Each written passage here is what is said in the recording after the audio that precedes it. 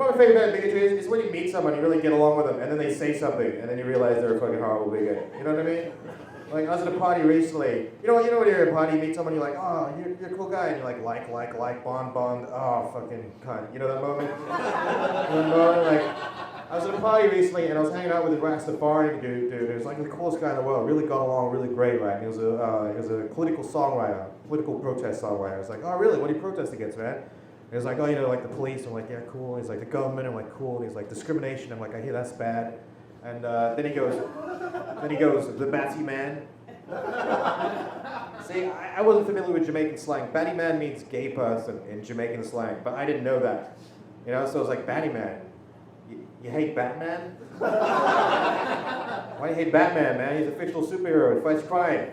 You know, he's really posh, I know that, but that's just his alter ego, so he can do good, you know? He doesn't hold it against him, right? He's not Batty Man, not Batman, sorry.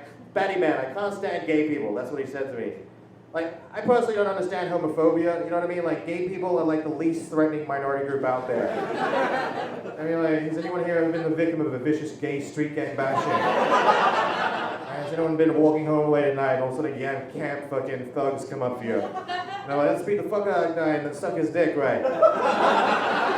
When has that ever happened to anyone, right? Has anyone ever been the victim of an organized, like, extortion fucking racket from the organized lesbian crime syndicate or something, right? No one. Has anyone ever been in a Middle Eastern marketplace and all of a sudden some guy in drag with dynamite strapped to his chest wanders in screaming, Liza Minnelli, boom, right? Never happens, right? What do? They just hang out with each other and they fuck each other to the fence. You're probably just pissed off that you weren't invited or something, right? And so I was smoking a joint, right? And I pass it to him and he goes, no thanks. And I'm like, oh, you're a rascal, you don't smoke weed? He goes, I smoke weed, I just don't share. And I was like, oh, why not? And he goes, because I don't know who you've been sharing with. They could be a batty man. They could have just sucked off another batty man. And I don't want another batty man's dick in my mouth. That's honest to God what he said to me.